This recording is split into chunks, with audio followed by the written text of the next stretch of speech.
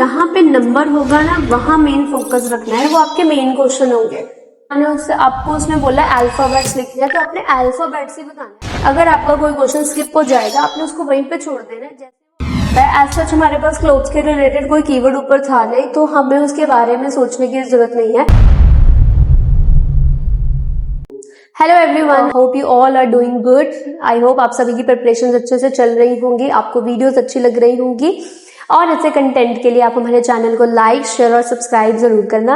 आज के इस वीडियो में हम अपनी लिसनिंग की जो सीरीज हमने स्टार्ट करी हुई है हम उसको आगे कंटिन्यू करेंगे। इस वीडियो में हमने मैचिंग के कंसेप्ट को समझना है कि लिसनिंग में हमारे पास मैचिंग आती है, हम मैचिंग को अटेम्प्ट कैसे करते हैं। आई होप पिछली वीडियोस भी आपके लिए हेल्पफुल होंगी और इस वीडियो को भी आप जरूर अच्छे से देखना ताकि आपको और भी अच्छे से कंसेप्ट की क्लैरिटी हो। चलिए अब हम स्टार्ट करते हैं।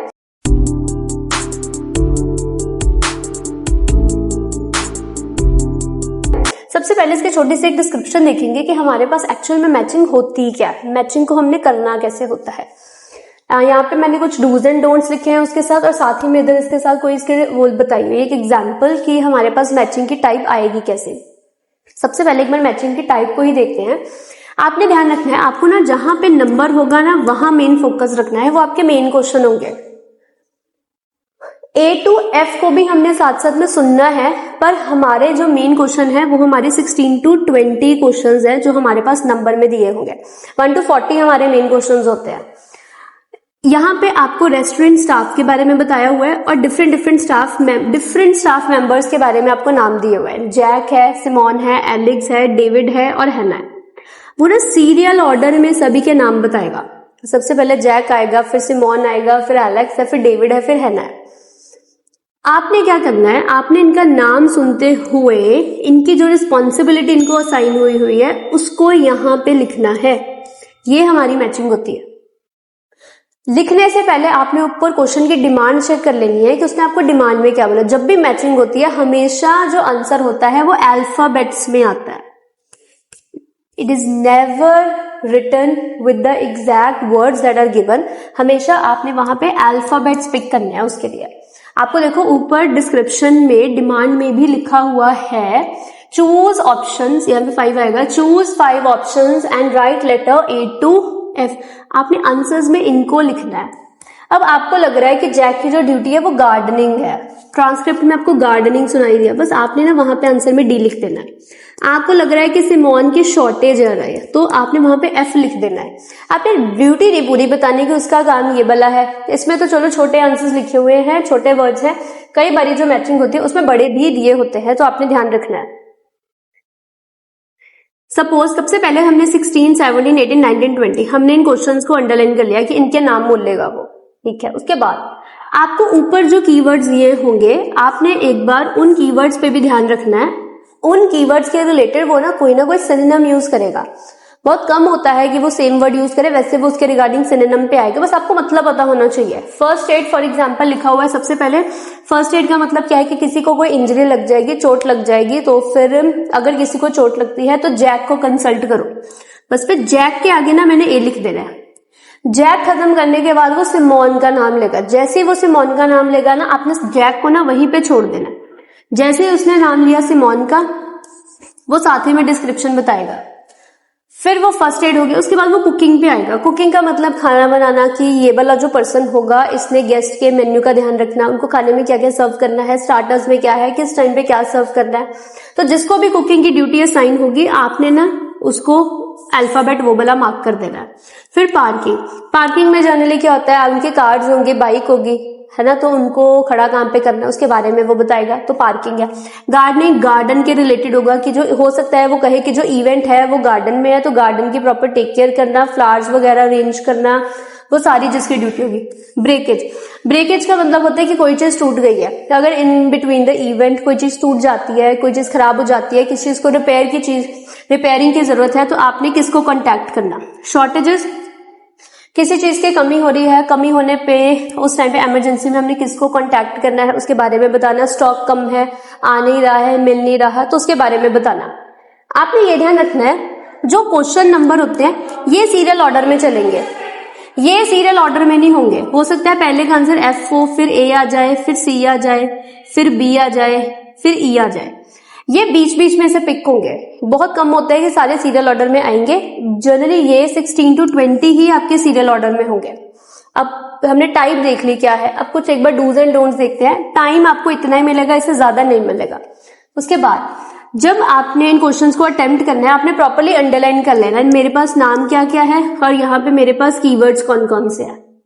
उसके बाद आंसर्स को प्रॉपर्ली लिखना है, अपनी आंसर शीट में ध्यान रखना है। आपको उसने बोला अल्फाबेट्स लिखने हैं, तो आपने अल्फाबेट्स ही बताना है। अगर आप इसका पूरा डिस्क्रिप्शन बता दोगे कि इसकी ड्यूटी कुकिंग की है, अगर आप इस तरह से लिखो इसकी ड्यूटी कुकिंग की है, इसकी ड्यूटी फर्स्ट एड की है ना, अगर आप इस तरह से कैपिटल लेटर्स में इन्हीं को लिख दोगे तो वो आपका गलत हो जाएगा। ऊपर उसने अल्फाबेट्स बोले हैं तो हम अल्फाबेट्स ही बताएंगे।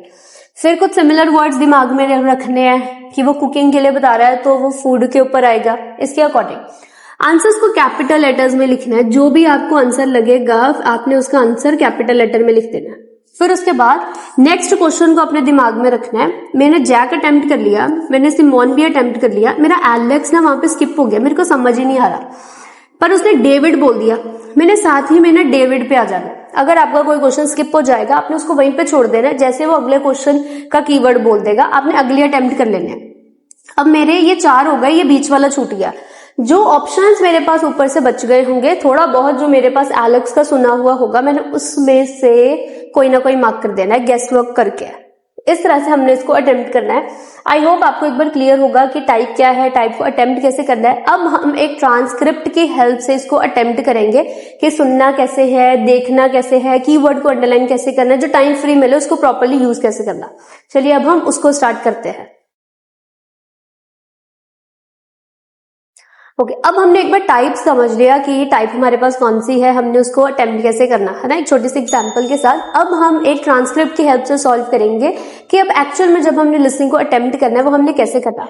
सबसे पहले तो अब जैसे अब मेरे पास जो क्वेश्चंस होंगे ना वो 16 to 20 क्वेश्चंस होंगे मैचिंग के लिए। उससे पहले 11 to 15 में ना उसने एमसीक्यूज खत्म कर दिया। जब वो एमसीक्यूज खत्म करेगा उसके बाद वो आपको थोड़ा सा टाइम देगा क्वेश्चंस को रीड करने के लिए। फॉर एग्जाम्पल वो आपको कहेगा, Before you hear the rest of the talk, you have some time to look at questions 16 to 20. अब उसने आपको 16 to 20 क्वेश्चंस पढ़ने के लिए टाइम दे दिया। अब इस टाइम को हमने यूज कैसे करना अब हम वो देखेंगे। अब सबसे पहले हमने इस टाइमर में क्या करना, सबसे पहले तो आपने वहां पे ना डिमांड चेक कर लेनी है। आपको क्वेश्चंस दिए हुए 16, 17, 18, 19, 20, जिसके आगे नंबर होगा ना आपके वो क्वेश्चंस है, आपने ये ध्यान रखना है। इसी के साथ मैंने अंडरलाइन कर लिया Wednesday, Thursday, Friday, Saturday, Monday. यहाँ पे आपने एक बात का ध्यान रखना है, आपको सैटरडे के बाद ना सीधा मंडे दिया हुआ है, संडे बीच में है नहीं, इसका मतलब वो आपको साथ में डिस्क्रिप्शन जरूर बताएगा। ऊपर से कीवर्ड अंडरलाइन कर लेने, will be present, anniversary celebrate करनी है, हिस्टोरिक बिल्डिंग, लाइव म्यूजिक होगा, बाहर आउटडोर होगा, पहली बारी होगा, कोई ऑफिशियल पर्सन वहां पे आएंगे, इनके बारे में हमने वहां पे बताना। अब हमने एक बार कीवर्ड अंडरलाइन कर लिए, अब हमने उसके बाद ट्रांसक्रिप्ट सुनते हुए चेक करना कि वो हमें किस तरह से बता रहा है। कीवर्ड्स को मार्क करना है जो अभी हमने अंडरलाइन किए कि विल बी प्रेजेंट होगा, हो सकता है वो कह दे वो है, हो सकता है वो कह दे वो नहीं है। इसी के साथ वो एनिवर्सरी के बारे में बताएगा। एनिवर्सरी होता है कि जो काम हम हर साल करते हैं, है ना, 1 साल के बाद वो बार बार होता रहेगा, वो हमारा एनिवर्सरी। फिर एक वो हिस्टोरिक बिल्डिंग होगा। हिस्टोरिक बिल्डिंग मतलब कोई पुरानी बिल्डिंग होगा, वो जरूर बताएगा वो इस सेंचुरी की है, इतने साल पुरानी है, हिस्ट्री के साथ वो रिलेटेड है। लाइव म्यूजिक के बारे में बताएगा। आउटडोर का मतलब होता है जब हम किसी चीज को बाहर करते हैं, वो हो सकता है गार्डन हो, कोई आउटडोर एरिया हो, सी के पास कोई जगह हो, वो उसके बारे में। फॉर द फर्स्ट टाइम, पहली बारी कुछ होगा, वो पहली बारी के बारे में बताएगा। ऑफिशियल्स होंगे। ऑफिशियल्स वो वाले पर्सन होते हैं जो किसी हायर अथॉरिटी के ऊपर होते हैं, जिनके पास कोई पोजीशन होती है। अब हमने कीवर्ड्स तो देख लिए, अब हम ट्रांसक्रिप्ट से सुनेंगे कि वो हमें किस तरह से बताता है। साथ साथ में यहाँ पे मैं कीवर्ड्स भी अंडरलाइन करूंगी, आंसर्स भी फिल करूंगी ताकि आपको और भी अच्छे से क्लैरिटी हो। चलिए अब हम वो स्टार्ट करते हैं। ओके, अब हमने एक बार ही समझ लिया कि मैचिंग होता क्या है ना, उसको करना कैसे अटेम्प्ट है, डिमांड कैसे चेक करना, कीवर्ड को कैसे देखना, वो जो टाइम हमें मिलेगा उसको हमने यूटिलाइज कैसे करना। अब हम एक ऑडियो प्ले करेंगे, साथ साथ में मैं यहाँ पे आंसर्स भी फिल करूंगी, उसके साथ साथ में कीवर्ड्स भी अंडरलाइन करूंगी कि उसने कौन सा वर्ड किसके लिए बोला, ताकि हमें और भी ज्यादा अच्छे से क्लैरिटी हो उस टॉपिक के रिगार्ड। चलिए अब मैं ट्रांसक्रिप्ट प्ले करती हूँ और अब हम साथ साथ में सुनते हैं वो हमें कैसे बता रहा है। Now listen and answer questions 16 to 20. Right. Now I'd just like to make a few points about the plays we're going to see, partly because it might influence your choice of clothes to take with you. The play we're seeing on Wednesday evening is a modern one, and we're going to the premiere, so it'll be quite a dressy occasion, though of course you don't have to dress formally. I gather it's rather a multimedia production, with amazing lighting effects and a soundtrack of electronic music, though unfortunately the playwright is ill and is unlikely to be able to attend. On Thursday, we're seeing a play that was first performed last year, when it was commissioned to mark 100 years since the birth in the town of a well-known scientist.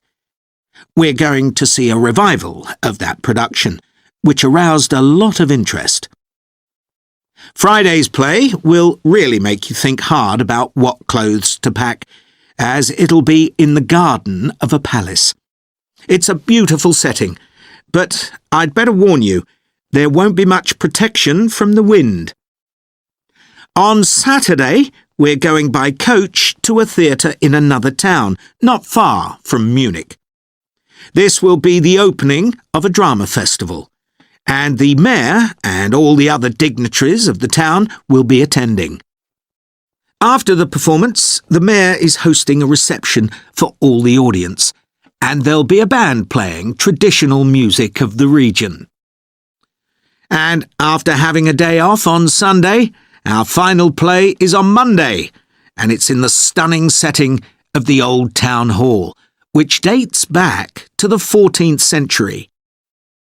The performance marks the 50 years that the lead actor has been on stage, and the play is the one where he made his first professional appearance all those years ago. And the day after that, we'll be flying back home. अब हमने transcript soon Lee. I hope आपको इसके साथ और भी clear हो गया होगा कि मैंने किस तरह से कीवर्ड्स को मार्क किया, किस तरह से कौन सा कीवर्ड किसके बारे में देखा. चलिए एक बार देखते हैं उसने कीवर्ड्स बोले कैसे. अब यहाँ पे देखो मैंने आंसर्स लिखे हुए हैं. अब हम एक बार छोटी सी डिस्क्रिप्शन देखते हैं उसने क्या क्या कीवर्ड बोला. सबसे पहले वो वेडनेसडे पे आता है. शुरू वो क्लोथ से करता है. एज सच हमारे पास क्लोथ्स के रिलेटेड कोई कीवर्ड ऊपर था नहीं, तो हमें उसके बारे में सोचने की जरूरत नहीं है, क्योंकि काफी सारी अननेसेसरी डिस्क्रिप्शन इसमें आ जाती है. अब वेडनेसडे के लिए वो सबसे पहले बोलता है कि ये ना हमने ना प्रीमियर पे जाना है. प्रीमियर का मतलब ही यही होता है जो चीज फर्स्ट टाइम होती है. तो फर्स्ट टाइम के लिए मेरे पास एक वर्ड था प्रीमियर, इसीलिए मैंने इसका आंसर क्या मार्क कर दिया वहां पे एफ. इसी के साथ फिर वो थर्सडे पे आता है. थर्सडे के लिए वो बताता है कि ये ना पिछले साल भी सेलिब्रेट हुआ था, सिंस 1990 तब से यह होता जा रहा है. जो चीज हर साल होती है वो एनिवर्सरी हो जाती है. एक इवेंट जब एक हैपन होता है, तो ये मेरा आंसर आ गया बी का, कि वो एनिवर्सरी थी, हर साल सेलिब्रेट होता है. फिर वो आते हैं फ्राइडे पे. फ्राइडे के लिए वो वर्ड यूज करता है कि ना मैं श्योर नहीं हूं आपको किस तरह के क्लोथ साथ में वेयर करने चाहिए, क्योंकि वहां पे ना वो जो इवेंट होगा वो गार्डन में होगा उस जगह के, और वहां पे काफी ज्यादा विंड होगी. It's area would be windy, तो वो विंडी बाहर आउटसाइड के बारे में वो बताता है गार्डन. ऐसे फिर वो सैटरडे पे आता है. सैटरडे पे लिए आता है कि वो ना हम दूसरे टाउन जा रहे हैं, पर वो हमारे म्यूनिक टाउन से ज्यादा दूर नहीं है. वहां पर एक बैंड प्ले होगा और वहां पे ना मेयर और अदर डिग्नेटरीज आएंगे. बस वो मेयर और अदर डिग्नेटरीज जो है वो मेरे यहाँ पे ऑफिशियल्स के लिए वर्ड यूज किए गए, उनके बारे में बताता है. फिर उसके बाद वो बताता है कि संडे डे ऑफ है, उस दिन वहां पे कोई नहीं होगा. उसके बाद मंडे को इवेंट होगा. फिर वो मंडे के लिए आपको बताता है कि वहां पे 14th सेंचुरी का एक पुराना ओल्ड टाउन हॉल है, ओल्ड हॉल है, वहां पे वो वाला इवेंट होगा. तो वो ओल्ड था, 14th सेंचुरी थी, वो मेरा वर्ड आ गया हिस्टोरिक. हॉल के बीच, टाउन हॉल के बीच में होगा, वो मेरा आ गया वहां पे बिल्डिंग. तो इस तरह से जब भी आपको मैचिंग आएंगे आपने ध्यान रखना है, आपने कीवर्ड को अच्छे से फोकस करना है. जो आपका वो कीवर्ड होगा वो उसके साथ के रिलेटेड आपके लिए सिनोनिम यूज करेगा, आपको उसके बारे में डिस्क्रिप्शन बताएगा. आई होप आपको क्लियर हो गया होगा कि हमने कैसे करा. वीडियो को एक बार दोबारा से जरूर देखना अगर आपको कोई भी डाउट हो, और ऐसी वीडियोस के लिए आप हमारे साथ जुड़े रहें. हमारी इस वीडियो को लाइक, शेयर और सब्सक्राइब जरूर करना. आने वाली वीडियोस में हम बाकी टाइप्स को भी इसी तरह से कवर करेंगे 1 by 1 कि उनकी डिमांड कैसे चेक करते हैं, उनको अटेम्प्ट कैसे करते हैं, अपने टाइम को वहां पे यूटिलाइज कैसे करना, ये सब कुछ। Thank you.